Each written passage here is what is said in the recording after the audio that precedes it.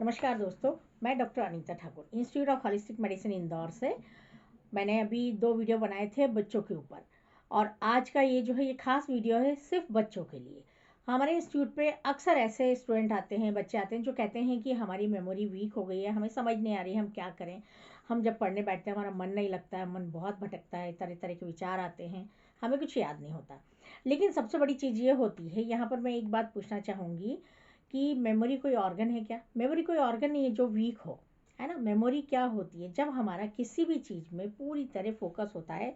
अगर हमारा फोकस पूरी तरह किसी चीज़ में है, हमारा पूरा कंसंट्रेशन है, हम पूरी एकाग्रता के साथ अगर हम उसको देख रहे हैं, पूरे ध्यान के साथ हम कर रहे हैं, रुचि के साथ देख रहे हैं, तो वो चीज़ें हमें याद होती हैं।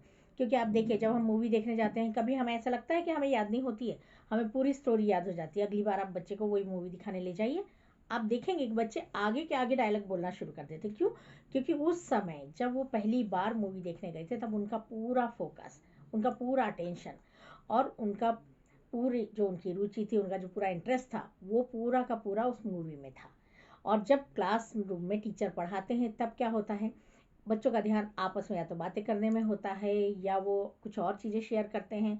तो टीचर की तरफ जब पूरा ध्यान नहीं देंगे, सब्जेक्ट की तरफ पूरा ध्यान नहीं देंगे, तो उन्हें डर लगता है और उस कारण उन्हें ये लगता है कि हमें याद नहीं हो रहा है। हमारे इंस्टीट्यूट पे जब ये बच्चे आते हैं तो हम उन्हें ये बातें सिखाते हैं, समझाते हैं, और साथ में उन्हें ये बताते हैं कि सफल होने का जो फॉर्मूला है, सफल होने के लिए सबसे पहले आपको क्या करना चाहिए। आपका एक पर्पज़ होना चाहिए, आपका एक मकसद होना चाहिए, आप क्या करना चाहते हैं लाइफ में, आप क्या बनना चाहते हैं। और उसके बाद आपकी उसकी पूरी प्लानिंग होनी चाहिए।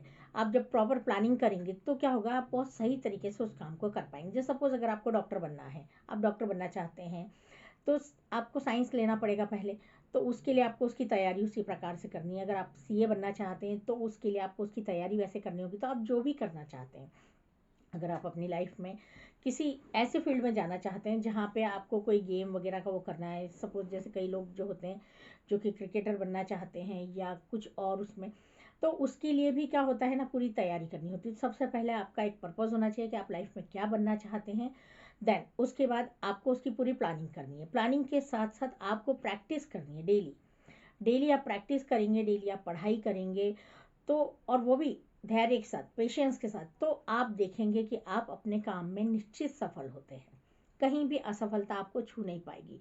और इसके लिए एक चीज़ और आपको ये करनी है कि आप एक समय निश्चित कीजिए। आप एक समय निश्चित करते हैं कि डेली आपको जो पढ़ाई करनी है वो किस स्थान पर बैठ के करनी है, किस समय करनी है। तो जब आप एक समय निश्चित कर लेते हैं, एक स्थान निश्चित कर लेते हैं, तो आपका सबकॉन्शियस माइंड जैसे ही आप उस स्थान पर जाके बैठेंगे वो तुरंत अपना काम चालू कर देता है, और आपका इंटरेस्ट आपकी उस चीज़ में, जो भी आप काम करने के लिए बैठ रहे हैं, पढ़ने बैठ रहे हैं या किसी प्रकार की कोई प्रैक्टिस कर रहे हैं, तो उसमें लगना शुरू हो जाता है। क्योंकि वो पूरी तरह सेट हो चुका होता है, आपका माइंड सेट हो चुका होता है। यहाँ पर ये चीज़ होती है।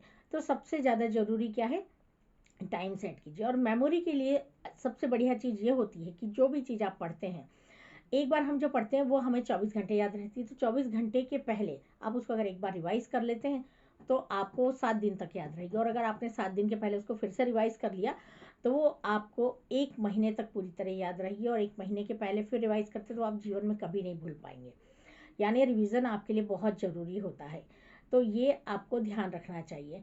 हमारे केंद्र पर, हमारे इंस्टीट्यूट पर हमने एक पीपल पिरामिड भी बनाया हुआ है, जिस पीपल पिरामिड में आकर के जब बच्चे बैठते हैं तो उनका पूरा ध्यान लगता है, एकाग्रता लगती है, और उनको महसूस होता है कि उनकी मेमोरी जो है वो पहले से बहुत ज़्यादा बढ़ गई। क्योंकि ध्यान जब लगेगा, जब रुचि बढ़ेगी, तो क्या होगा, उनका फोकस पर्टिकुलर एक ही चीज़ पर रहेगा, तो वो चीज़ उनके सबकॉन्शियस तक जाएगी और बहुत अच्छे से याद होती है।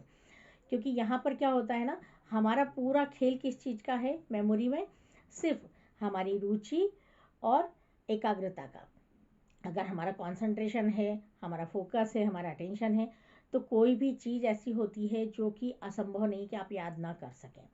तो इसलिए कभी भी ये ना बोले कि मेरी मेमोरी वीक हो गई। यहाँ पर आप ये ध्यान दीजिए कि आपकी एकाग्रता में कहाँ कमी है, आपकी रुचि में कहाँ कमी है।